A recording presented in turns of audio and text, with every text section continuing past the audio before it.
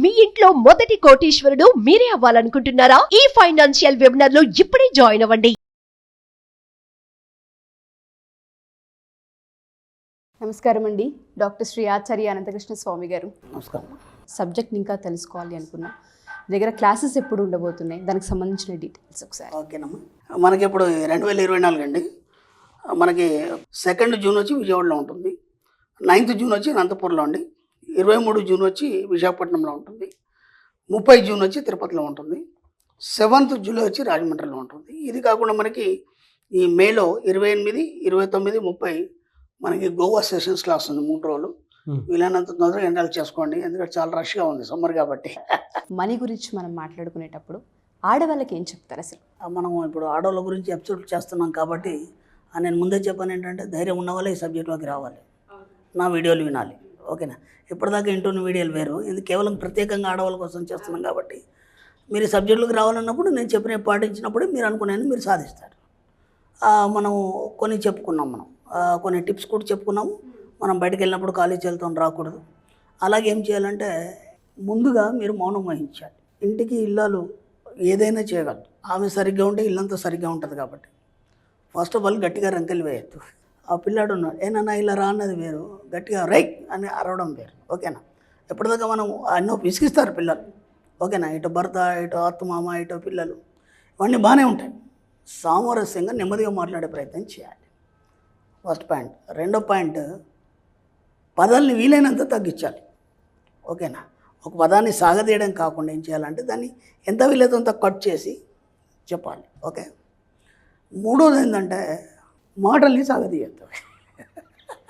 నేనేం అడిగానంటే, తిన్నారా అని అడిగాను, తిన్నాను, అంతే. మనం ఏం చేస్తామంటే, అంటే ఏదో ఒకటి మాటలు సాగదీయడానికి, అది సహజమైనటువంటి అలవాటు. మా ఆడవాళ్ళకైనా కానీ మగవాళ్ళు కూడా కొందరికి ఉంటుంది. మళ్ళీ మిమ్మల్ని పాయింట్అవుట్ చేస్తున్నాను కదా, మగవాళ్ళు కూడా కొందరు ఉంటుంది. మన సబ్జెక్టులు ఏం చేయాలంటే, తిన్నావా, తిన్నాను, అంతే. అంతేగాని నేను ఈ కూర వండాను, నువ్వే కూర వండావు, మా ఆయనకు అదంటే బాగా ఇష్టం, లేదంటే మా పిల్లలకి ఇదంటే ఇష్టం, మొన్న మా అమ్మోళ్ళ ఇంటికి వెళ్ళాము, అక్కడ మా చిన్నడు చాలా మారం చేశాడు, వాడికి ఆయన కూర నచ్చదంటే మా అమ్మకి తెలియదు, ఏదో వండేసింది. ఇదంతా ఏమవసరం మీరు అడిగారా? ఓకేనా? మీరు వాళ్ళ అమ్మని మీరు చూడలేదు, వాళ్ళ చిన్నగా మారం చేసింది మీకు సంబంధమే లేదు. ఇప్పుడు మనం ఏం చేస్తామంటే, ఊరికి ఇట్లా బటన్ నొక్కగానే ఆటోమేటిక్గా అన్నీ చెప్పేస్తాం. కాబట్టి ఎక్కువ చెప్పడం వల్ల ఏమవుతుందంటే, మన సీక్రెట్స్ అన్నీ బయటకు వస్తాయి. రష్యా కమ్యూనిస్ట్గా ఏర్పడడానికి బలపడడానికి కారణం స్టాలిన్ తన జీవితకాలంలో ఏనాడు కూడా 10 నిమిషాల కంటే ఎక్కువ మాట్లాడలేదు ఎక్కడ కూడా. ఓకేనా? ఎందుకు మాట్లాడలేదు అని అంటే, ఆయన డైరీలో రాసుకున్నాడు. మనం ఎక్కువ మాట్లాడడం వల్ల మన రహస్యాలు మనకు తెలియకుండానే అందరికీ చెప్పేస్తాం.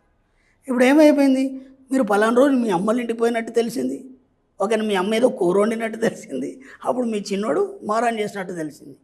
తిన్నారంటే సరిపోయింది కదా. ఇప్పుడు తెలియకుండానే మీ సీక్రెట్స్ అన్నీ బయటకు వచ్చేస్తాయి. అర్థమవుతుందా? దాంతోపాటు మనం ఏం చేస్తామంటే, ఇక మొత్తం ఇక మన ఫ్యామిలీలో ఏమేమి ఉంది అవన్నీ ఓ పని చేసుకుంటానో, లేకపోతే బట్టలు ఉతుక్కుంటానో, పక్క వాళ్ళతో అన్నీ చెప్పేస్తుంటాం. కాబట్టి ముందు ఏం చేయాలంటే, ఎంత అడిగితే అంతే మాట్లాడాలి.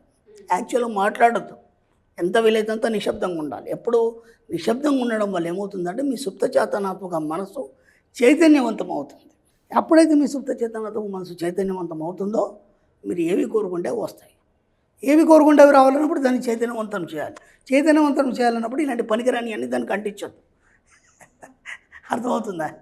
మీ అమ్మోళ్ళ ఇంటికాడేమి దానికి ఏమవసరం? మీకేం కావాలి? డబ్బు సంపద విషయం కావాలి కదా. నిరంతర డబ్బు సంపద ఆలోచనలు మాత్రమే దాంట్లో నింపాలి.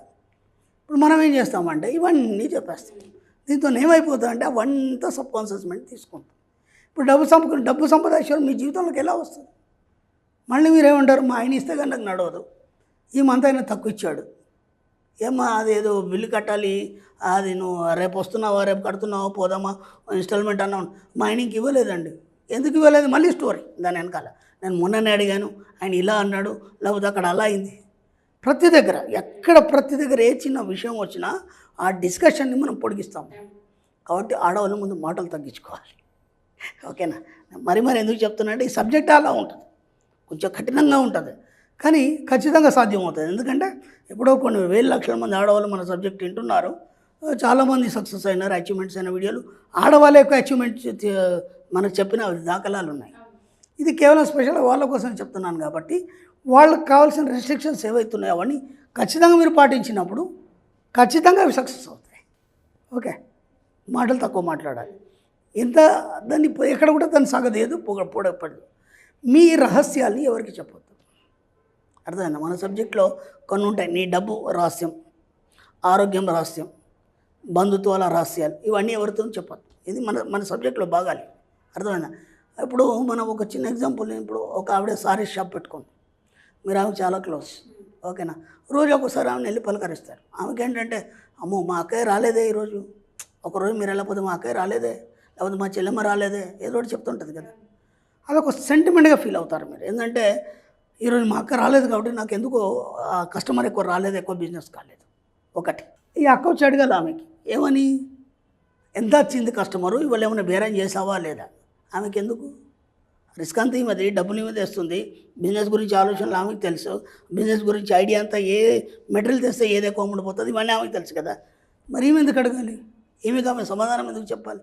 మనం ఏం చేసుకుంటామంటే ఒక సపోర్ట్ పెట్టుకుంటాం ఎప్పుడు కూడా, ఓకేనా? ఆ సపోర్ట్ పెట్టుకొని వాళ్ళు లేకపోతే మనకు నడవదేమో అని చెప్పేసి ఇతరుల మీద ఆధారపడతాం. కాబట్టి భర్త మీద కూడా ఆధారపడకండి మీరు. అర్థమవుతుందా? భర్త విషయంలో ఏం కోరుకుంటారా అంటే మిమ్మల్ని బాగా చూసుకుంటున్నట్టు, మీకు కావాల్సిన దానికంటే ఎక్కువ సంపాదించి తెస్తున్నట్టు, ఇది మాత్రమే ఉంచండి. భర్త అప్పుల గురించి కూడా ఎక్కడ మాట్లాడకండి. ఎందుకంటే మీరు అప్పుల గురించి మాట్లాడితే మళ్ళీ మీ జీవితంలో ఇంకెక్కువ అప్పులు అవుతాయి.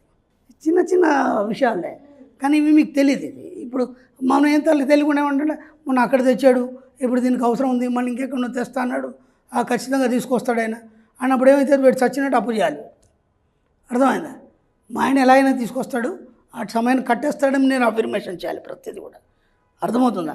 సమయంలోపు మన సబ్జెక్ట్లో ఒక వాక్యం చెప్పుకున్నాం, సమయంలోపు అన్ని రకాల బిల్లులు, అన్ని రకాల డబ్బులు చెల్లించినందుకు విశ్వానికి కృతజ్ఞతలు. ఇక మీకు ఎక్కడ కూడా పెండింగ్ పడదు, ఏ బిల్లు కూడా పెండింగ్ పడదు. అర్థమైందా?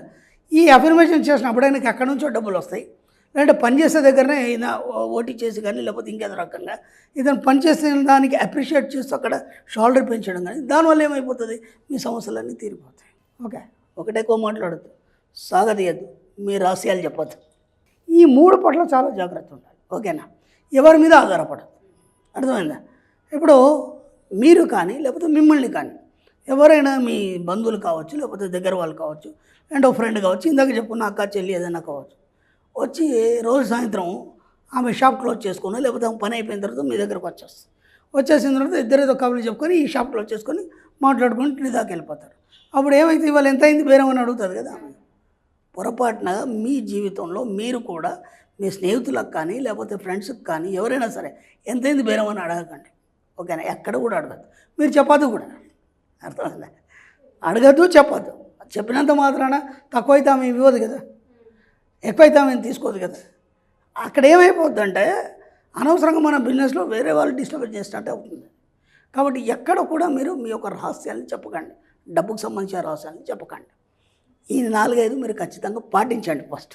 కాబట్టి ఏ రహస్యాలు కూడా ఎవరితో చెప్పొద్దు అన్నప్పుడు మీరు ఎలా ఉండాలి? ఇప్పుడు ఏమైందంటే ఇవన్నీ మీరు అంచుకోవాలన్నప్పుడు ఖచ్చితంగా నేను పాటించాలన్నప్పుడు ఏమవుతుందంటే ఎక్కడ ఒకటి జారిపోయి అయ్యో అని అనుకుంటారు. అలా జారిపోతే ఏం కాదు, మెల్లిగా తగ్గించే ప్రయత్నం చేయండి. ఇలా తగ్గించడం వల్ల ఏమవుతుందంటే మీకు మీరుగా ఒంటరిగా మాట్లాడుకోవడం అనేది మొదలవుతుంది. ఆ ఒంటరిగా ఎవరితో మాట్లాడతారంటే మీ సబ్కాన్షియస్ మైండ్తో మాట్లాడతారు. ఎప్పుడైతే సబ్కాన్షియస్ మైండ్తో మీరు మాట్లాడుతుంటారో ఆ ఆలోచనలు ఏవైనా సరే మీ జీవితంలో విజయాన్ని సాధించి పడతాయి.